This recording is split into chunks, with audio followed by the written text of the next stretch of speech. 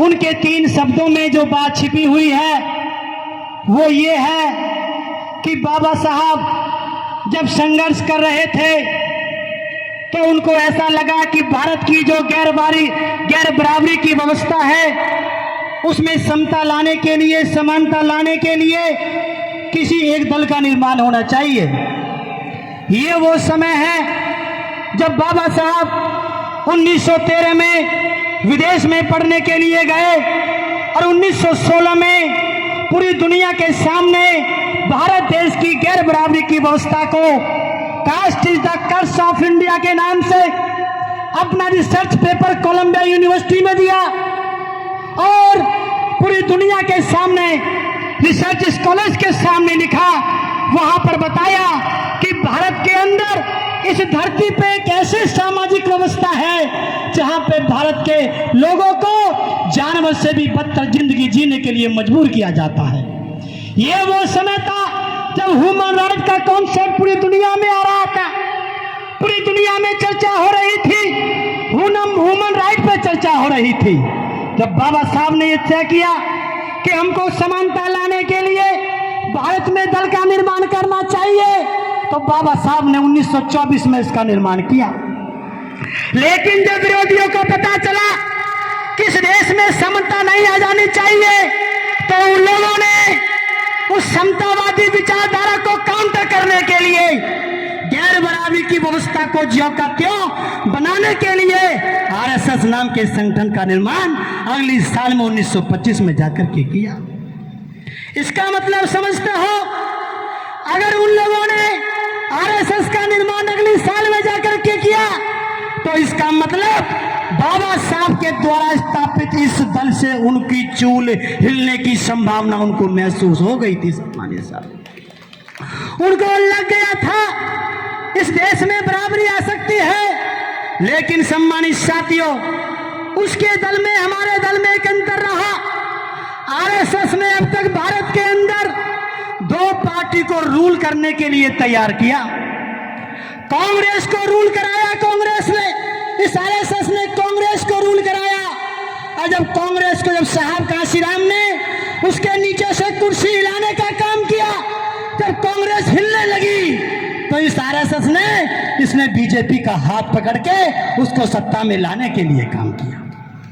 एक ही थाली के चट्टे बट्टे हैं, ये उनकी मां है। सम्मानित साथियों, लेकिन दुख का विषय यह है, आज चर्चा इस बात पे होनी चाहिए कि 100 साल में हमने क्या पाया और क्या खोया है। क्या पाया है, क्या खोया है, क्या हमारे अचीवमेंट्स हैं, कहां हम पीछे रह गए, आरएसएस को हम कहां पर काउंटर कर सकते थे।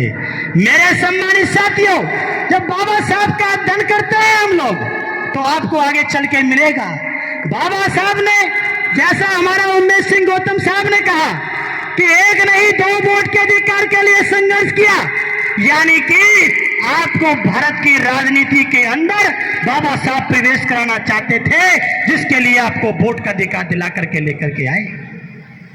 मेरे साथियों, कहने का मतलब यह है कि आपके बीच में सम्मानवर साहब काशीराम आए, आपने कितना साथ दिया, कितना नहीं दिया, ये हम नौजवान साथियों को नहीं पता, लेकिन ये नौजवान साथी आपको वचन देते हैं कि बाबा साहब के द्वारा स्थापित किए हुए इस समता सैनिक दल को हम पुनर्जीवित करने के लिए आपको वचनबद्ध करते हैं। सम्मानित साथियों, हमारे नौजवान साथी यहाँ पे बैठे हैं, हर जिले में इस समता सैनिक दल की कोई ना कोई बीज पड़ा हुआ है, कोई ना कोई बीज है, लेकिन वो धरती के अंदर दबा हुआ है।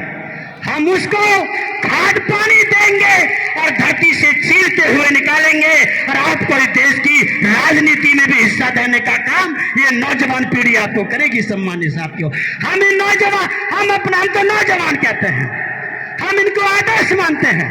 आपने अगर उस समय बाबा साहब का साथ दिया, साहब काशीराम का साथ दिया और आपने हमको सीएम बना के दिया है, तो हम आपकी असली सपूत औलाद उस दिन कहलाएंगे जब इस देश का प्रधानमंत्री हम आपको बना के देंगे। सम्मानित साथ, इससे पहले मरने वाले नहीं है। आरएसएस लगा लेगा अपना पूरा दम। हम भी बाबा साहब के सिपाही हैं। ये संविधान को बदलने की बात करते हैं, या ऐसे तो समाज करने की बात करते हैं। अरे साथियों, ये कोई गाजर मूली का खेत नहीं है जिसको तुम जब चाहो उजाड़ दोगे। ये बाबा साहब के लिखे हुए संविधान की धरती है। इसको तुम मिटाने का प्रयास भी करोगे तो 100-200 साल तो तुम्हें फिर भी लग जाएंगी सम्मानित साथियों। और तब तक हम तैयार होंगे। हम कहना चाहते हैं, मैं तो कहना चाहता हूं, अरे मांगने वाले नहीं बनना, ये हमको देंगे। अभी भी मांगते हो आप लोग, ये दे दो, ये दे दो, ये दे दो। अरे सरकार बनानी है हम लोगों को। हम दिल्ली के अंदर जैसे हमारे यहाँ काम है, उत्तर प्रदेश में आपकी सरकार बनी तो वहां पे आपको क्या नहीं मिला बताइए। एक तरफ अगर इन लोगों की गांधी की समाधि है तो 16 किलोमीटर की बाउंड्री है जिसका नाम है दलित प्रेरणा स्थल। सम्मानित साथियों, आपने जाके उत्तर प्रदेश में देखा होगा। नहीं मानेंगे इन लोगों से। हम अपनी सरकार बनाएंगे, जब तक काम चलाएंगे अपनी सरकार बनाएंगे और बाबा साहब के सपनों का पूरा करेंगे। हम तर्क भी बदल देंगे, हम ताज भी बदल देंगे। अरे तुम लोग हमारा क्या संविधान बदलोगे, उससे पहले हम तुम्हारी सरकार ही बदल देंगे, अपनी सरकार बनाएंगे। आप लोगों ने हमारी बात को ध्यान से सुना।